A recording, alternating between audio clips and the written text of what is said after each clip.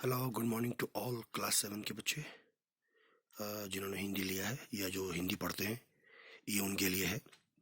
आज हम आपको पढ़ाने जा रहे हैं पार्ट 5 मनुष्य को कितनी ज़मीन चाहिए, भाग 1, पेज नंबर 33।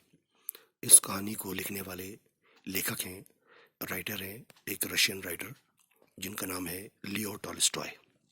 लियो टॉलस्टॉय ने अपने बचपन के बारे में मनुष्य को कितनी ज़मीन चाहिए इस कहानी में दर्शाया है।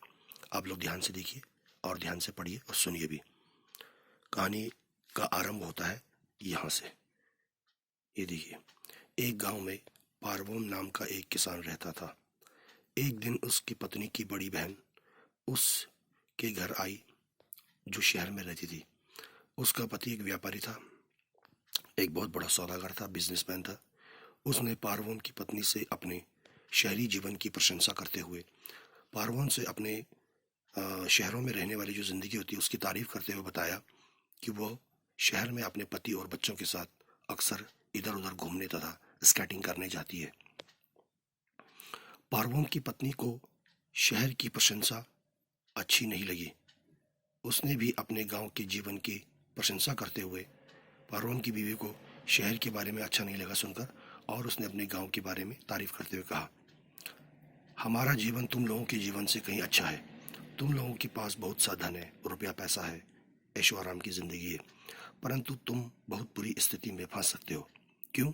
क्योंकि व्यापार का कोई ठिकाना नहीं कि कब घाटा हो जाए, कब नुकसान हो जाए। परंतु हम लोगों के साथ ऐसी बात नहीं है। हम किसान बहुत धनी तो नहीं है, इतने अमीर तो नहीं है, हाँ, लेकिन ज़रूरत की चीज़ों की कमी कभी भी हमें नहीं पड़ती है। बड़ी बहन तुरंत उसकी बात काट कर बोली, तुम लोगों के पास गायें, बैल और बछड़ों को छोड़कर रखा ही क्या है? यानी कि जानवरों के अलावा तुम्हारे पास है ही क्या है? न पहनने के लिए अच्छे कपड़े हैं और न ही अच्छे लोगों का साथ है। तुम्हारा पति चाहे जितनी मेहनत करे, तुम लोग कितनी ही हार्ड वर्क करो, मेहनत करो, लेकिन तुम लोग इस मिट्टी के ही घर में ही रहोगे और एक दिन इसी मिट्टी के घर में ही मर जाओगे। ये सुनकर पारवोम की पत्नी ने कहा, नहीं, ऐसी बात नहीं है। हम लोग तुम लोगों से अधिक सुखी है। क्यों? हमारे अपने खेत हैं, हमारी अपनी ज़मीन है, हमें किसी के आगे झुकना नहीं पड़ता है, किसी के आगे मांगना नहीं पड़ता है। शहर का वातावरण ठीक नहीं है, जो शहर की ज़िंदगी है वो सही नहीं है। अब यहाँ आ जाओ पेज नंबर 34 पर। अच्छा, कभी भी तुम्हारे पति को जुए या शराब या बुरी आदतों की ये आदत पड़ जाती है और तुम्हारा जीवन बर्बाद हो सकता है। पारवोम उन दोनों की बातें सुन रहा था। उसके पास आकर उसकी पत्नी अपनी पत्नी का पक्ष लेते हुए कहा, दीदी, हम अपने खेतों में बचपन से ही काम में लग जाते हैं, इसीलिए बुरी आदतों के विषय में हमें सोचने का समय ही नहीं मिलता है। मुझे केवल एक ही बात का दुख है, एक ही बात की मुझे परेशानी है। हर बात एक ही बात दिमाग में आती रहती है, वो ये है कि मेरे पास बहुत थोड़ी सी ज़मीन है, क्योंकि पारवोम के पास बहुत कम ज़मीन थी। यदि मेरे पास अधिक ज़मीन हो जाए, अगर मेरे पास और ज़्यादा ज़मीन मेरे पास इकट्ठा हो जाए, तो फिर मुझे चिंता नहीं रहेगी।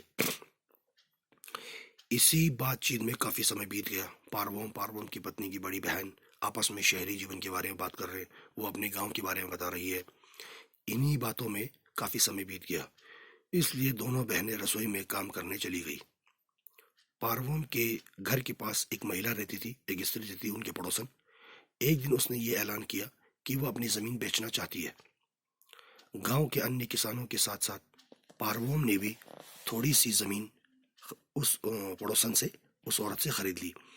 इसके अलावा उसने अपने एक रिश्तेदार से भी थोड़ी सी ज़मीन और ले ली, जिससे पारवोम के पास अच्छी खासी ज़मीन इकट्ठा हो गई। अब पारवोम बड़ा ही मेहनती हो गया और मेहनत करके काफ़ी अनाज पैदा करने लगा, और जब ज़्यादा अनाज पैदा हो गया तो उस अनाज को बेचकर उसने पैसा इकट्ठा करना शुरू कर दिया। एक दिन पारवोम के घर एक किसान आया।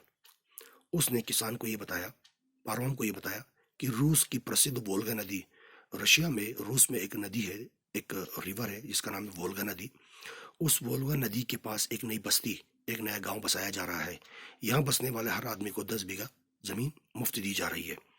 उस ज़मीन में बहुत अच्छी पैदावार होती है। कुछ समय पहले वहाँ एक गरीब आदमी गया था जिसने उस ज़मीन में गेहूं पैदा कर 5,000 रूबल कमा लिए थे। रशिया में चलने वाली जो करेंसी होती है उसे रूबल कहते हैं। ठीक है, यहाँ तक हमने आपको पढ़ा दिया। अब इससे आगे जो 34 का आधा भाग है और 35 पेज नंबर आधा भाग है वो हम आपको कल पढ़ाएंगे। धन्यवाद।